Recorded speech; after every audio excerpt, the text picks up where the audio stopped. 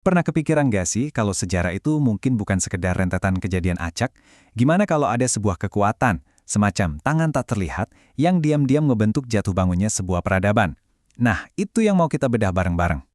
Coba deh bayangin sejenak, gimana kalau sejarah itu ternyata bukan kekacauan yang kita kira, tapi sebuah proses yang terarah? Gimana kalau ada sebuah kekuatan yang terus-menerus kerja di belakang layar untuk ngejaga peradaban kita tetap di jalurnya, tetap seimbang? Nah, ini dia nih ketegangan utamanya. Di satu sisi, selalu ada dorongan buat maju, bangun ini, itu, jadi lebih makmur. Tapi di sisi lain, dorongan yang sama ini juga bawa resiko. Kalau kita terlalu condong ke satu arah aja, ya kita bisa jatuh. Biar gampang ngebayanginnya, kita bakal pakai satu metafora kunci, tali kehidupan.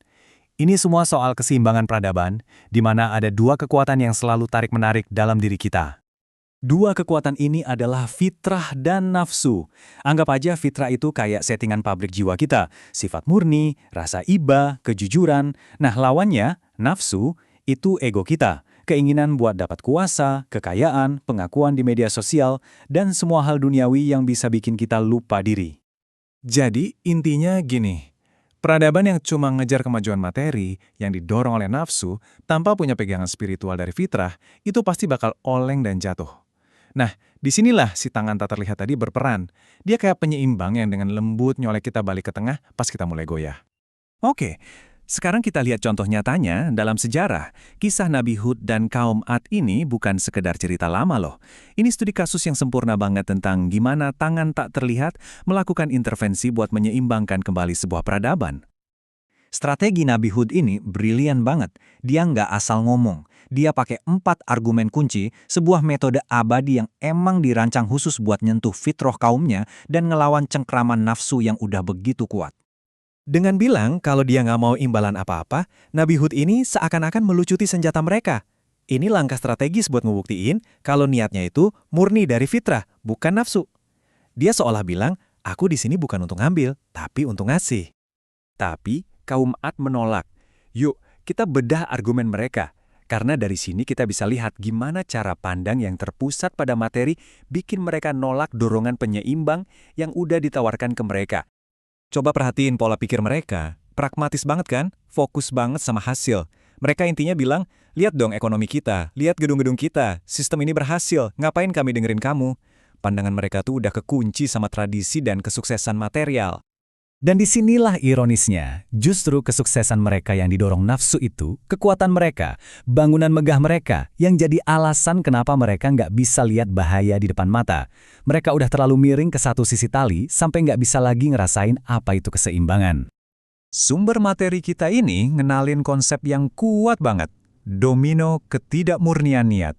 Artinya, kalau sebuah masyarakat dibangun di atas niat yang salah, di atas nafsu, setiap kesuksesan itu cuma bakal memicu kerusakan lain. Korupsi melahirkan ketidakpercayaan, ketidakpercayaan melahirkan perpecahan. Keruntuhannya itu udah pasti, tinggal nunggu waktu aja. Kisah kaum Ad tadi mungkin kedengarannya kayak sejarah kuno ya, tapi prinsipnya relevan banget, karena pada akhirnya peradaban itu kan cuma kumpulan individu, dan kita semua setiap hari lagi melakukan aksi penyeimbangan kita masing-masing. Jadi gimana cara kita ngejaga keseimbangan? Ada 3 langkah yang nggak bisa dipisahin. Pertama, baca. Artinya berusaha keras cari ilmu. Kedua, pahami. Benar-benar meresapinya ke dalam diri. Dan ketiga, terapkan. Jadiin itu bagian dari hidup kita. Kuncinya, ketiganya ini satu paket. Kalau ada satu yang kelewat, prosesnya jadi nggak lengkap. Yuk, kita dalami langkah pertama. Baca. Perintah pertama kepada Nabi Muhammad itu kan Iqra atau bacalah, padahal beliau buta huruf. Ini nunjukin kalau membaca itu soal mengerahkan usaha, peras keringat, peras otak, sebelum pemahaman yang sejati itu bisa dianugerahkan. Ini soal prosesnya, bukan cuma hasilnya. Dan ini ngebawa kita ke gagasan yang luar biasa. Ingatkan tangan tak terlihat yang menyeimbangkan peradaban? Ternyata setiap individu juga punya. Sumber ini nyebutnya sebagai malaikat mukarabin, pembimbing spiritual pribadi kita yang fungsinya sama persis, yaitu menyeimbangkan, tapi di dalam diri kita sendiri. Poin terakhir ini digambarin dengan analogi yang kuat banget. Bayangin hidup kamu itu sebuah bangunan. Kalau kamu bangun fondasinya di atas fitrah, di atas niat tulus dan kasih sayang, maka bangunan itu bakal tahan gempa. Mau ada badai atau guncangan apapun dalam hidup, dia bakal tetap kokoh. Sebaliknya, hidup yang dibangun di atas nafsu, butuh pujian, butuh kuasa, butuh validasi dari orang lain, fondasinya itu rapuh. Begitu ujian datang, dan hal-hal duniawi itu diambil, ya seluruh bangunannya bakal ambruk. Jadi, ini pertanyaan terakhir buat kamu renungkan. Dalam setiap keputusan yang kamu buat hari ini, kamu lagi sekedar berusaha seimbang di atas seutas tali yang goyah? Atau kamu lagi sibuk di bawah sana, ngebangun fondasi yang nggak akan pernah bisa digoyahkan? Pilihannya ada di tanganmu.